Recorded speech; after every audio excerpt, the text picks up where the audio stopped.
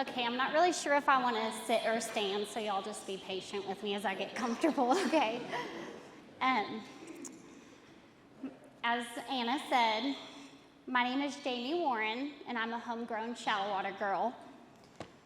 Oh, and my notes turned off, and I cannot do this without notes because you guys are going to make me cry, so just give me a second.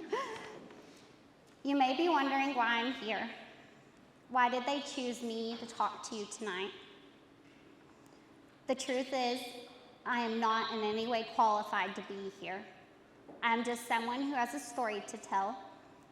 My mother-in-law sent me this just the other day from a devotional, and it honestly validated just why God used Anna to bring me here tonight. God's message of hell-defeating hope is often most powerfully preached from the lips of those whose pain has been turned into the purpose of telling people about what God has done in their lives. Jesus has brought the blood. We can bring the words of our testimony. The topic I was given to talk to you about today is being loved. But before I can talk to you about that, I need to be a bit vulnerable with you. And like Anna said, it's much harder for me to do this at home than it is in other places like I've done before. So just be patient with me as I work through emotions of seeing so many faces that are a part of my story. I want to share with you about an era in my life when I felt like I was loved by no one. When I was only 3 years old, I clearly remember sitting in the closet with my sisters Amanda and Tiffany. We were all too short to reach the light, so we sat in the dark with fear as we listened to our father hit our mother. Screams came. Tiffany was the oldest at 7, but she was epileptic and had a mental disability.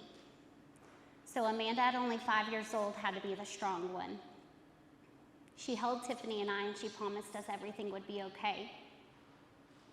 For some reason this time that I remember so vividly, things were different, meaner, louder, more terrifying. Finally, the screaming stopped and my mother opened the door. Her face was covered in blood. Her eyes were filled with fear as she coaxed us to run to the car. She had decided it was time to leave our father for good. I will never forget the silence in the car that day. At 3 years old, I can't forget the confusion and the hurt. After driving for a while, Amanda finally spoke. "Mom, where are we going? How come Daddy isn't coming too?" My mother slowed the car and turned to the back seat and said, "Girls, we need to leave. We're going to see Granny and Papa for a little while, and we'll look for a home there." This was the first time I truly felt as if I did not have a place to belong. My grandparents lived in a tiny old travel trailer just outside of Shallow Water. There was little to no space, so we all four slept on the porch that had been closed in on a single mattress that we laid out every night. After this, we began moving from town to town, looking for a place that we could call a home. The place we lived mostly depended on the boyfriend my mom had at the time and whether or not he wanted to continue taking care of us. My mother is mentally unstable. I've never really understood if that stemmed from the abuse she endured from my father or the fact that one of her passing boyfriends introduced her to drugs. I still vividly remember being a little girl praying that she would wake up because she had threatened us to never call the police if we couldn't get her up. When I was in first grade, I went to a birthday party, and my mom had taken off and got lost in drugs and forgot to come get me. I will never forget sitting outside of the skating rink in Plainview, praying that she would show up for me. A girl in my class pointed me out to her mom as they were leaving, and her mom decided to take me home with her. She tried my mom for 3 days before my mom was with it enough to realize that her 7-year-old daughter was gone. Sandra, the classmate mom, asked my mother if I could just stay with them for a while until she could get back on her feet. Can you imagine letting a complete stranger keep your child for an extended amount of time for no reason? Looking back, I wished I had just stayed with Becca and her mom, but I always hoped someday that my mom would be more for us. I longed for her to love us enough to be something more, to be something better. I craved the type of love that a mother was supposed to provide. By the time I was in 5th grade, I had already attended seven different schools, living in places that most people wouldn't dream of stepping into. When I was in 5th grade, we had moved back in with my grandparents, and it was looking like we were going to get to stay in Shallow Water for a while. My father came to the school and picked us up because there was no paperwork indicating otherwise. I vividly remember the next 2 days were filled with hate towards my mother and terror towards us. Amanda and I plotted to play along and make our dad think that we wanted to be with him. We asked to go to the park and ran to the neighbor's house and called my mother to come save us. After that, we began living in the Women's Protective Shelter in Lubbock. While my mother wasn't the best in my younger years, and honestly she isn't today, I always admired her for trying to keep us safe from him.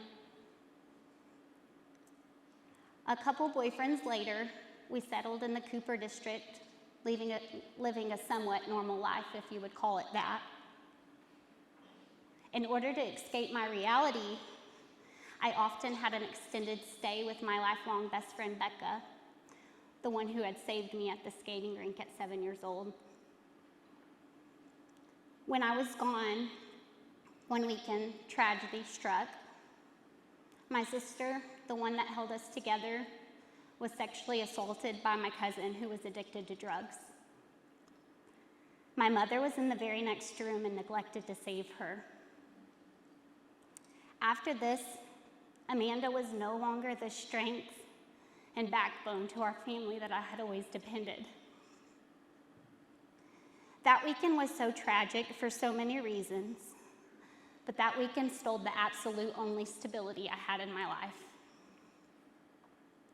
My sister is a survivor, and she's an incredible woman, but she will never be who she once was.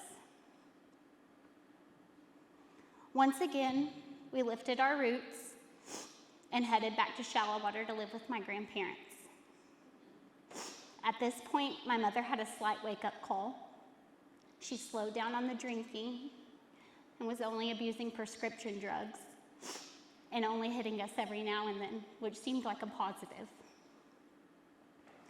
That was until my mom found another boyfriend to cling to. Amanda had dropped out of school as an 8th grader and moved to New Mexico with a boyfriend of hers. Tiffany had moved into a group home due to her mental disability. My 2 older sisters had moved on. A new boyfriend from my mom, who held a decent job and held promise for stability and maybe a home. However, my hopes came crashing down when my mother moved us into his travel trailer, and I found myself on the tiny fold-out couch, sleeping, listening to screams once again.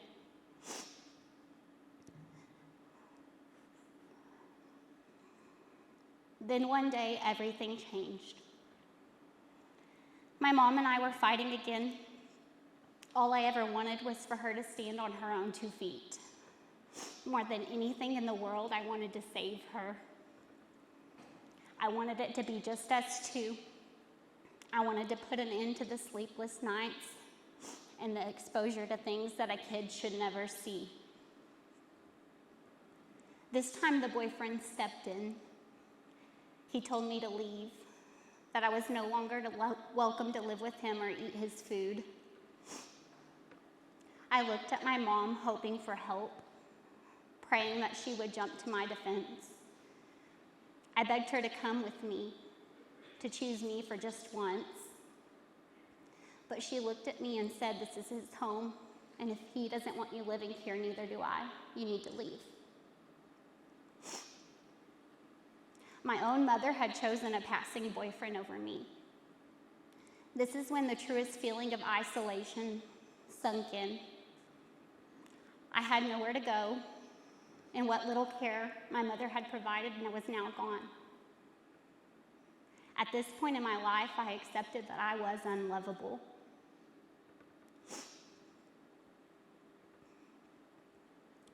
To me, life had been not knowing where my family and I were going to sleep, or whether or not my mom would be able to buy groceries. Then it became having to be a junior in high school and taking on the responsibilities of an adult. Finding a home, working 40 hours a week, paying bills. My reality became homelessness, losing the only family I had and wondering why nobody loved me enough to help take care of me.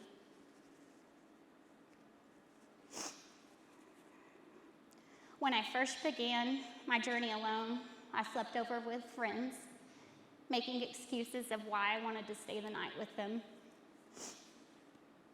I spent a week sleeping in my car and washing myself in the locker room at school so nobody would catch on.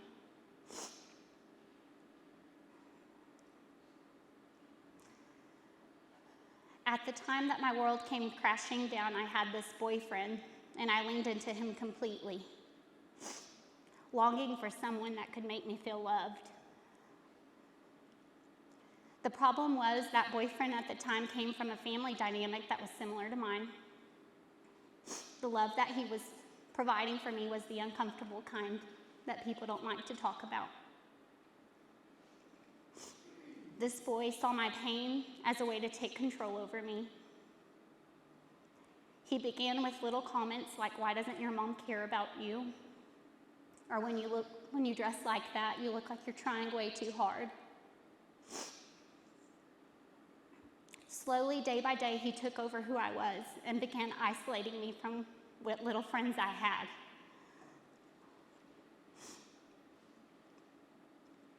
His parents were split up, so I spent a number of nights sleeping at the house of his parents that he wasn't with so that they could keep an eye on me. I spent numerous hours being told that I had to stay with him forever because if my own mother wouldn't love me, nobody would.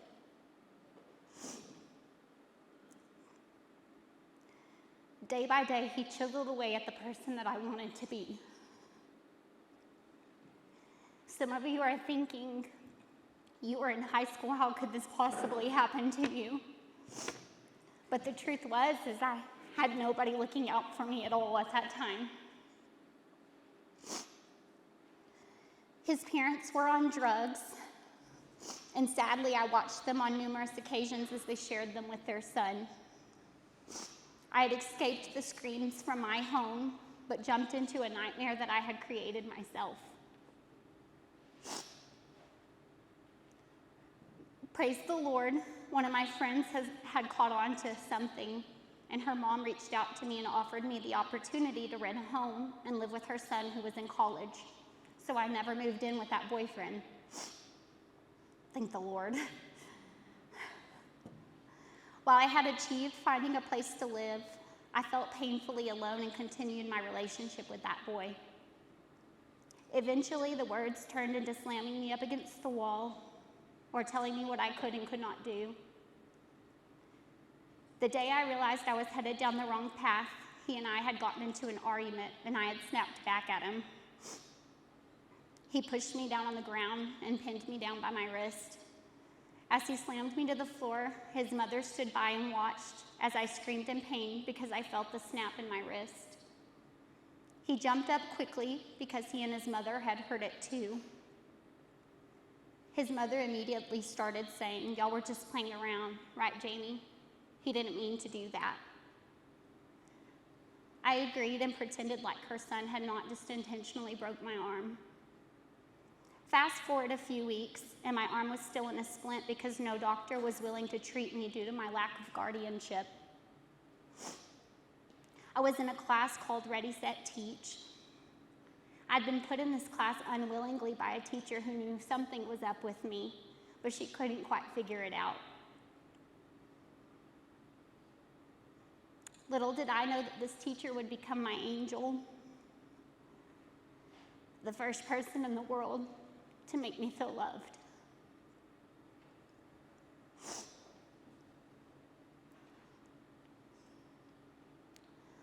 One day, exhaustion had taken over. I was working a full-time job, struggling with the fact that my mother had abandoned me, dating a boy who constantly verbally and physically abused me, and going to high school, all while putting on a smile and pretending like I was a normal kid.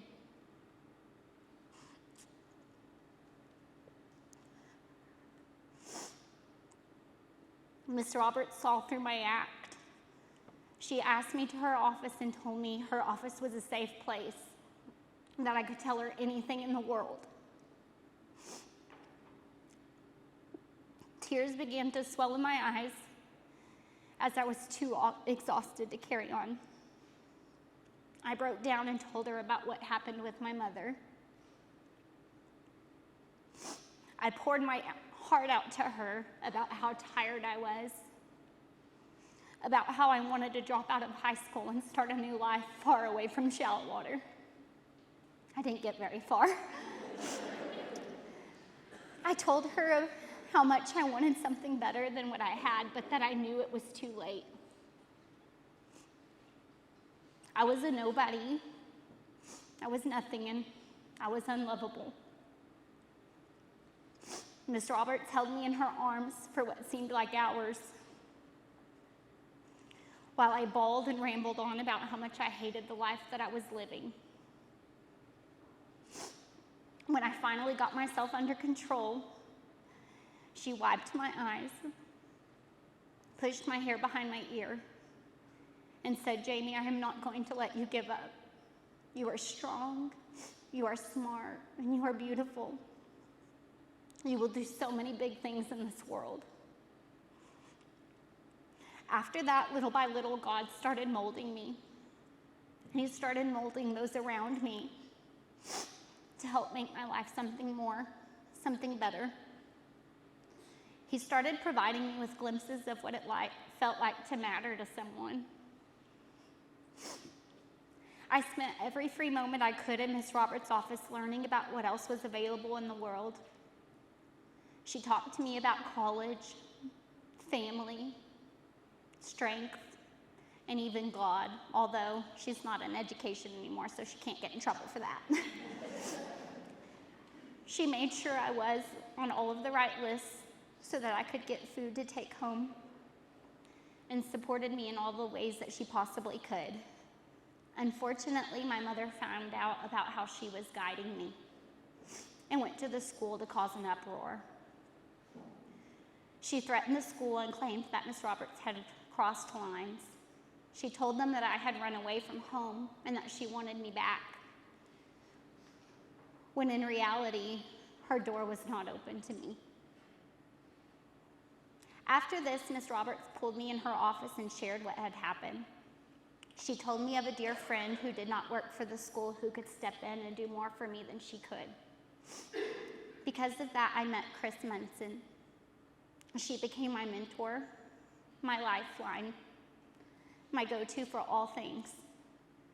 But there's something I want you to know about her. She never moved me in with her. She never paid my bills.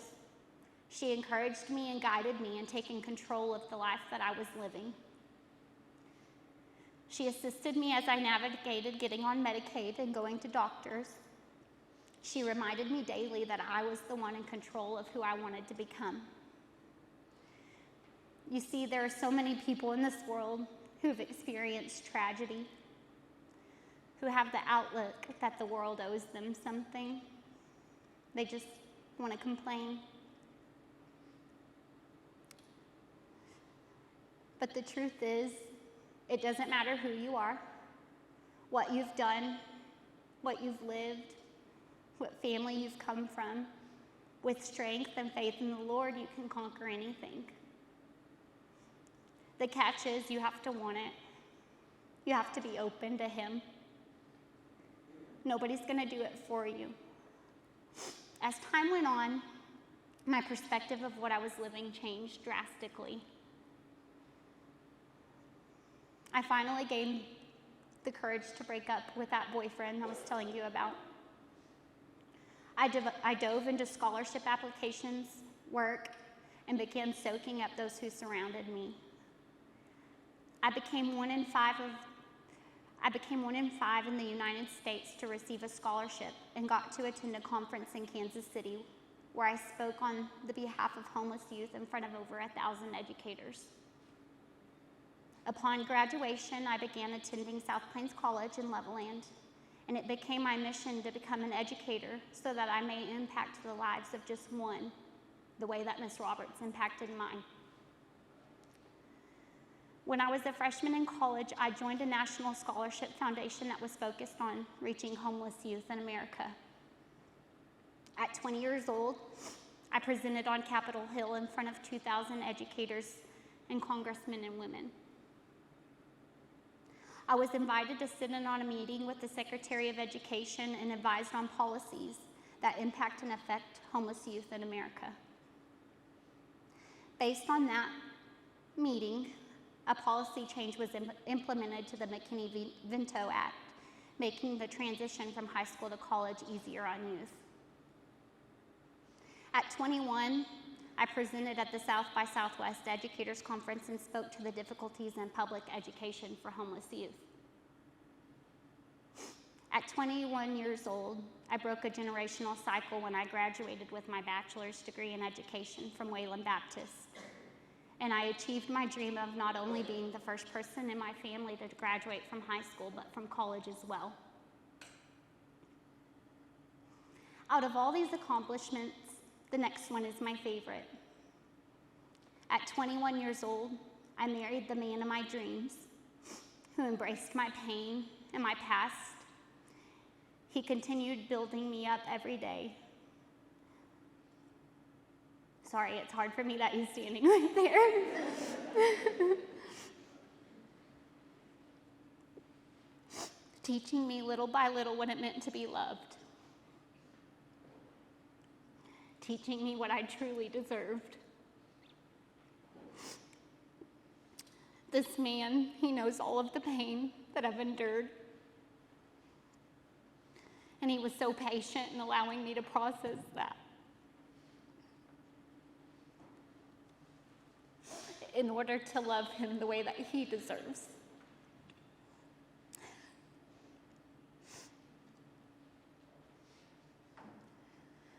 We have since had 2 perfect babies, and I have achieved my life goal of building a family of my own.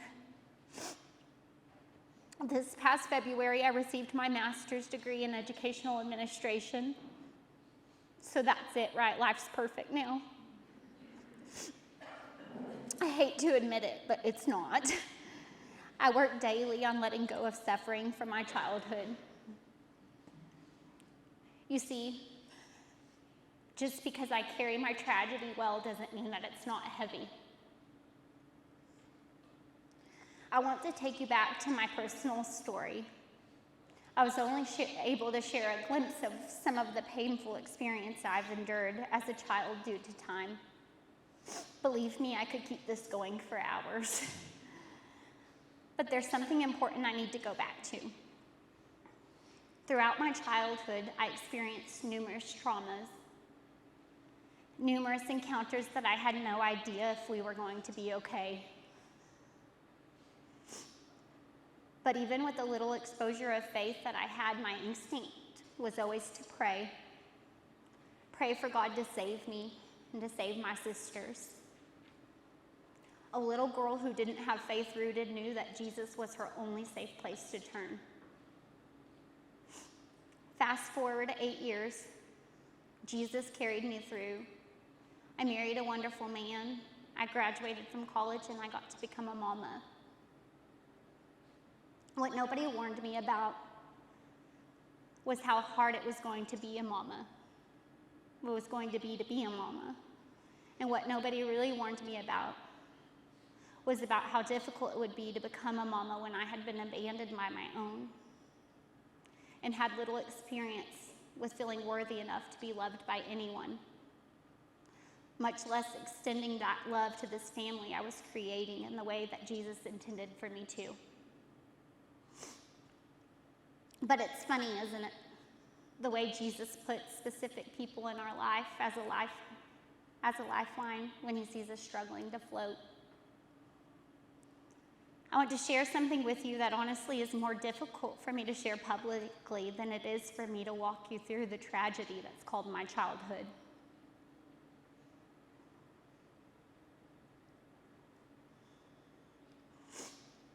Even though my whole life I had an instinct to pray to God, and I felt so passionately that he had a hold on my life, I had no idea who he was or what it meant to be a Christian.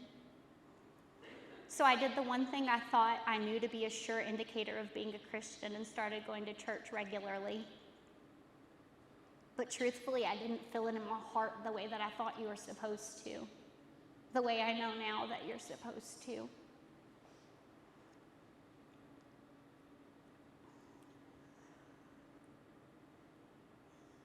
I want to go back to a statement about God strategically placing people in our lives. Well, I have these friends. They might be here, but I'm not going to call them out because they'll hate me for it. Who kept bugging me to go to this thing called If Gathering. They didn't take no for an answer.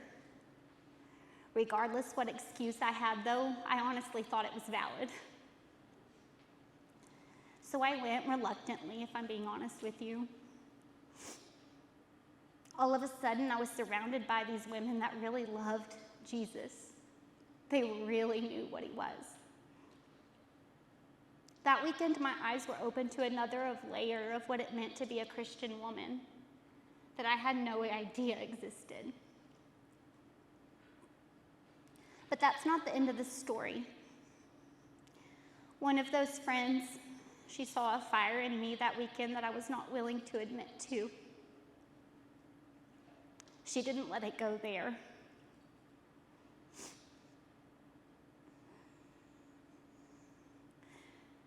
I know it probably feels like I'm sharing all these random stories with you, but there's a point, I promise. God knew if this person wasn't linked to me somehow, that wall of mine was never coming down. The friend of mine that didn't stop, who didn't give up on me, she's the cousin of my best friend Becca that saved me at 7 years old. She's Morgan, and I'll call her out. Tell me that isn't God giving me a wink, reminding me that he's in control of what I'm living. With her as a guide, I've learned little by little what it means to love God and to be loved by God.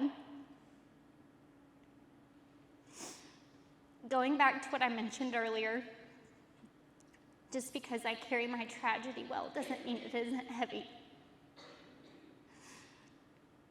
Well, in my journey, one of the things that I've learned that I cling to now is that it's not mine to carry, it's his.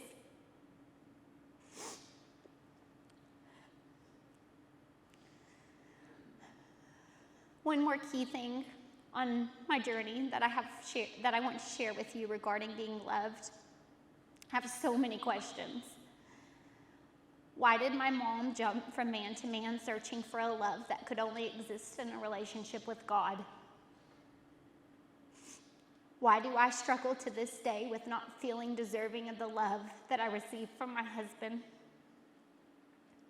from the little family that I've built, from my mother-in-law who treats me like I'm hers, with the friends who cheer for me louder than I thought was possible?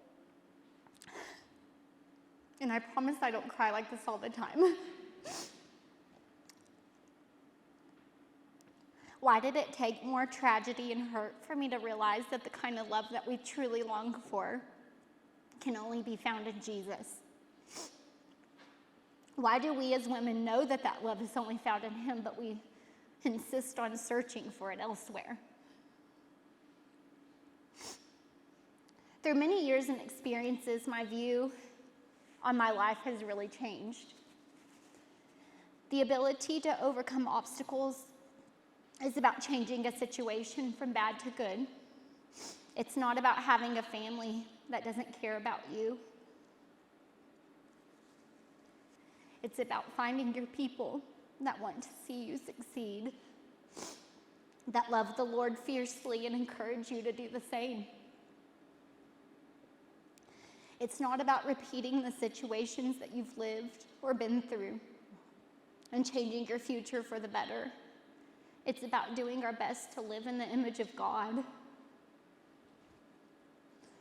Obstacles are going to be present in our lives, no matter who we are, what our social status is, or even how well we live our lives in the name of Jesus. The truth is, when you want more for yourself and those you love, and you're not afraid of the hard stuff, you are capable of whatever dream it is that you want to achieve.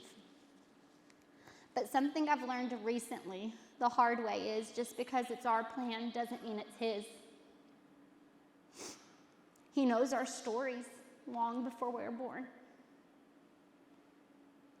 A verse that has jumped out to me recently is Ecclesiastes 3:11. He has made everything beautiful in its time. He has also set eternity into the human heart, yet no one can fathom what God has done from the beginning to the end. We have all faced some type of tragedy. We all have a testimony. The reality is we were created to use it to change the world, to follow through with the plan that He's written for us, not the one that we think. Thank you for allowing me to share with you today.